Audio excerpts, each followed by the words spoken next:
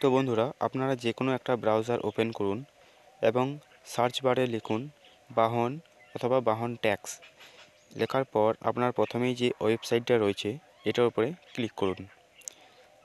এটার উপরে ক্লিক করার পর আপনার অফিসিয়াল পোর্টাল খুলে যাবে। এখানে আপনি দেখতে পাবেন যে আপনার ভেহিকেল রেজিস্ট্রেশন নাম্বার বলে যে অপশানটা রয়েছে, এখানে আপনি যে বাহনটির বা যে গাড়িটির ট্যাক্স পেমেন্ট করবেন সেই গাড়ির নাম্বারটা দেবেন।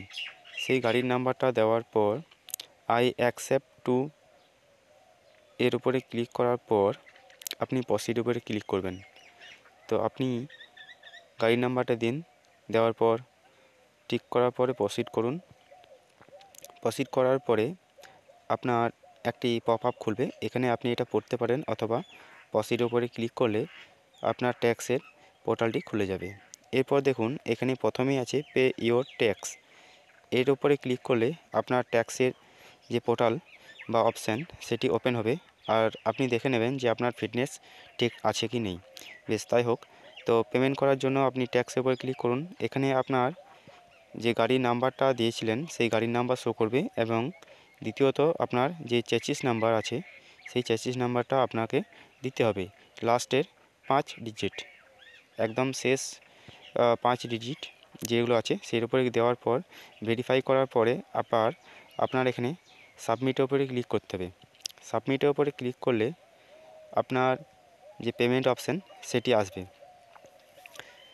দেখুন চলে এসছে আমার। তো এরপরে আপনি এখানে সমস্ত কিছু আপনার দেখতে পাবেন যে কতদিন পর্যন্ত আপনার ভ্যালিডিটি ছিল বা আপনি লাস্ট কবে ভ্যালিডিটি চেক করেছেন। এই সকল তথ্য দেখার পর আপনি নিচের দিকে স্ক্রল করুন এবং আপনি কত বছরের জন্য ট্যাক্স পেমেন্ট করবেন। সর্বনিম্ন 1 বছর। এখানে প্রত্যেকটা অপশানে আপনাকে চুজ করে নিতে হবে 1 ইয়ার করে।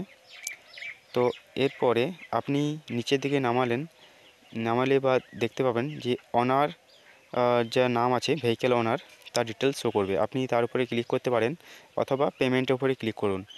তো আপনি একবার ম্যাচ করিয়ে নেওয়ার জন্য চেক করতে পারেন। তো আমিও দেখে নিচ্ছি একবার। এরপর পেমেন্টের উপরে ক্লিক করলে আপনার পেমেন্টের যে অপশান সেগুলো ওপেন হবে আবার। তো আবার টার্মস অ্যান্ড কন্ডিশনে ক্লিক করার পর কনফার্ম পেমেন্টের উপরে ক্লিক করুন। কনফার্ম পেমেন্টের উপরে ক্লিক করলে আপনি কিসের মাধ্যমে পেমেন্ট করবেন তার অপশান খুলবে। এখানে আপনি সিলেক্ট করবেন গ্রিপস, আবার আই অ্যাকসেপ্ট টার্মস অ্যান্ড কন্ডিশনের উপরে ক্লিক করার পর কন্টিনিউ করুন। এখানে আপনাকে পেমেন্ট করার জন্য যে গ্রিপসের পোর্টালটি হয় তার স্টেপ বাই স্টেপ আপনি ফলো করে বা প্রসিড করে আপনাকে পেমেন্টটাও করতে হবে। এখানে আপনাকে অনেকগুলো নেক্সট করে যেতে হবে। এখানে আপনি প্রত্যেকটা ডিটেলস দেখতে পাবেন যে কোথায় পেমেন্ট করছেন বা কত টাকা পেমেন্ট করতে হবে।